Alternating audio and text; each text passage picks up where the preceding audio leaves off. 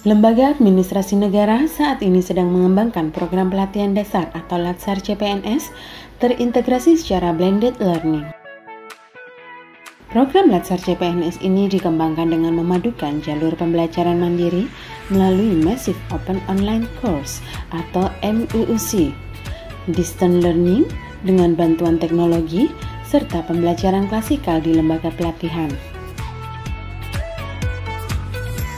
Latsar CPNS secara blended learning dilaksanakan dengan 4 program pembelajaran, yaitu MOOC atau Free Mobile Learning, Distance Learning, pembelajaran klasikal, dan pembelajaran penguatan kompetensi teknis bidang tugas atau PKTBT.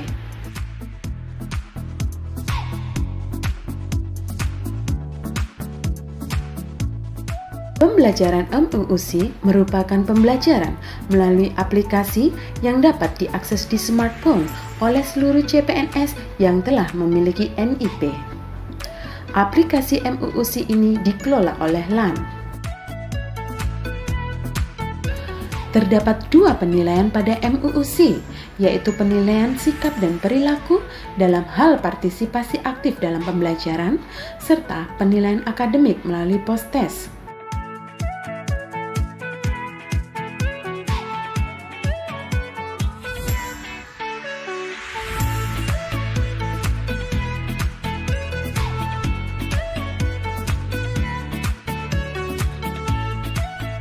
Pembelajaran distance learning dilaksanakan dalam 2 bagian. Bagian pertama, pembelajaran secara daring melalui LMS e-learning, dan bagian kedua adalah pelaksanaan aktualisasi di tempat kerja. Pembelajaran distance learning didesain oleh LAN dan dikelola bersama dengan PIC, lembaga penyelenggara Latsar, yang diawali dengan e-registration setiap angkatannya melalui aplikasi Smart Bankom LAN.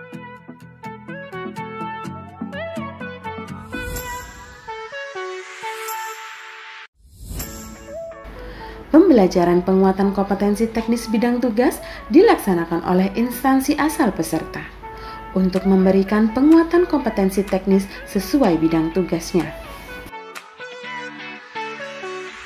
Pembelajaran klasikal dilaksanakan dalam 6 hari pelatihan dan bersifat residensial, di mana dalam pembelajaran ini diberikan penguatan dan pendalaman dari hasil belajar yang sebelumnya, serta berorientasi pembentukan sikap perilaku bela negara.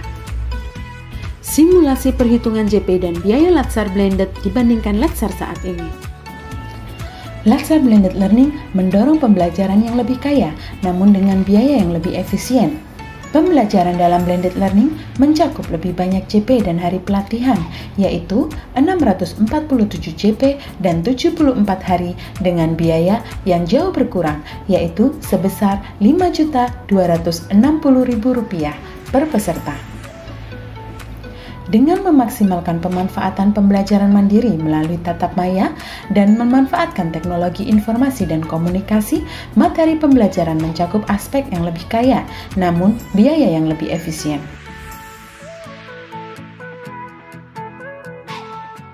Melalui pengembangan Latsar Blended Learning ini, diharapkan dapat turut mendorong terwujudnya fondasi yang kuat dalam mewujudkan generasi ASN unggul. Sekian dan terima kasih. Assalamualaikum warahmatullahi wabarakatuh. Hari ini ketemu lagi dengan saya Mary Indrayati, peserta Latsar CPNS Kerinci tahun 2021. Kali ini saya akan membahas tentang materi, kelebihan dan kekurangan dalam proses kegiatan Latsar secara blended learning. Sebagai pengampung materi saya yaitu Ibu Musparita Afiani SEMM. Beliau merupakan widya iswara dari BPSDM Provinsi Jambi. Calon pegawai negeri sipil atau yang disingkat dengan CPNS adalah pegawai yang baru lulus tes seleksi penerimaan calon pegawai negeri sipil tahap pertama. Calon pegawai negeri sipil belum mengikuti kewajiban untuk memenuhi syarat sebagai pegawai negeri sipil dengan gaji 100%. Mereka digaji dengan presentasi sejumlah 80% berdasarkan SK CPNS yang telah ditentukan dilakukan dengan berpedoman pada undang-undang yang berlaku di Indonesia. Saat berstatus sebagai calon pegawai negeri sipil, kompetisi dan kinerja mereka dinilai berdasarkan informasi di saat mereka dinyatakan lulus seleksi menjadi calon pegawai negeri sipil. Jika mereka belum memenuhi kriteria penilaian tahap kedua, status calon dapat ditunda dengan ketentuan waktu tertentu. Jika belum memenuhi persyaratan berdasarkan waktu yang telah ditentukan, mereka dinyatakan gugur atau dibatalkan untuk menjadi pegawai negeri sipil. Pada tahap kedua, CPNS harus mengikuti kegiatan Latsar, di mana kegiatan Latsar merupakan kegiatan proses pembekalan dan pembelajaran CPNS sebelum menjadi PNS, ibarat sebuah pintu gerbang yang harus dilewati oleh para CPNS sebelum menjadi PNS atau ASN. Pelatihan dasar pegawai negeri sipil atau Latsar CPNS adalah pendidikan dan pelatihan dalam masa prajabatan yang dilakukan secara terintegrasi untuk membangun integritas moral, kejujuran, semangat, dan motivasi nasionalisme dan kebangsaan, karakter kepribadian yang unggul dan bertanggung jawab, dan memperkuat profesionalisme serta kompetensi bidang. Pelatihan dasar CPNS bertujuan untuk mengembangkan kompetensi CPNS yang dilakukan secara terintegrasi. Kompetensi diukur berdasarkan kemampuan menunjukkan sikap perilaku bela negara, mengaktualisasikan nilai-nilai dasar PNS dan pelaksanaan tugas jabatannya, mengaktualisasikan kedudukan dan peran PNS dalam kerangka negara Kesatuan Republik Indonesia. Tahap pelaksanaan Latsar CPNS secara dibagi menjadi 3. Yang pertama, pembelajaran mandiri, yang kedua, distance learning, dan yang ketiga, pembelajaran klasikal. Pada pembelajaran mandiri, peserta melakukan login ke aplikasi MOOC dengan menggunakan NIP. Yang kedua, peserta menyimak video pembukaan. Ketiga, peserta mempelajari agenda pelatihan melalui beragam media yang disediakan. 4. Peserta mengerjakan evaluasi akademik dalam bentuk pilihan ganda. Pada pembelajaran distance learning, peserta melakukan login pada LMS LAN. Kemudian peserta mempelajari agenda pelatihan secara sinkronus dan asinkronus. Peserta mengerjakan evaluasi akademik berupa analisis dan studi kasus. Peserta melakukan agenda habituasi melalui coaching. Peserta melakukan seminar rancangan aktualisasi. Peserta memasuki fase off campus dan melaksanakan aktualisasi.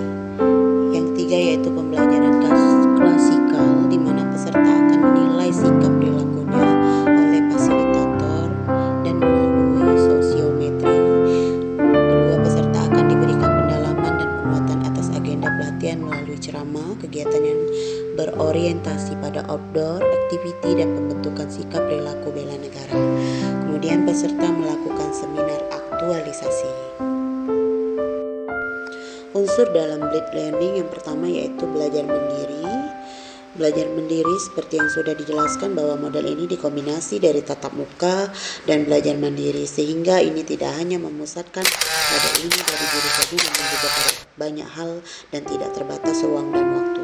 Yang kedua yaitu aplikasi. Unsur pada bagian aplikasi dari model blended learning yaitu berbasis masalah, sehingga aplikasinya adalah mencari solusi dari masalah tersebut dengan berbagai konsep yang ada.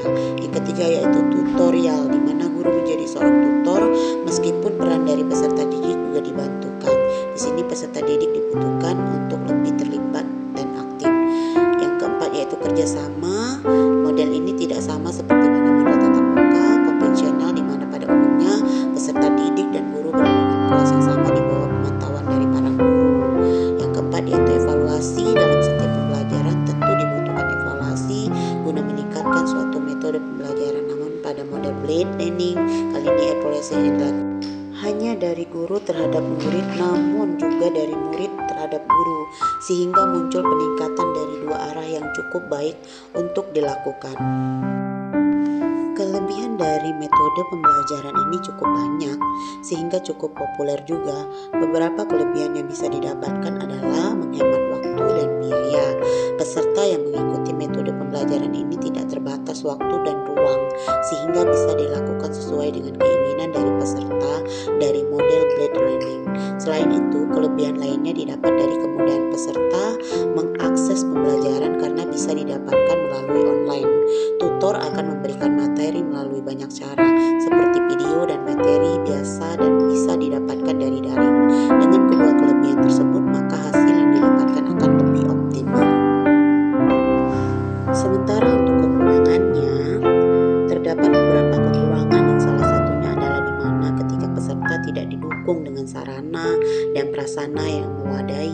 Selain itu, akses internet di tempat tersebut juga masih menjadi masalah dari para peserta yang mengikuti. Sementara untuk para tutor, kekurangan dari metode ini adalah kesulitan mendesain cara pembelajaran atau materi tersebut, harus dengan membuat cara yang menarik dari para tutor dan fasilitas merata untuk semua kalangan peserta. Namun hal ini tentu masih sulit untuk mendapatkan solusi terbaiknya. Saat ini semua orang bisa menggunakan cara ini karena sudah dibuktikan dan digunakan oleh banyak guru sebagai tutor model blended learning di banyak bidang atau bagian akademik di Indonesia. Demikianlah sistem belajar laser secara blended learning ini saya sampaikan. Sampai berjumpa dengan video-video berikutnya. Terima kasih. Wassalamualaikum warahmatullahi wabarakatuh. Salam Indonesia.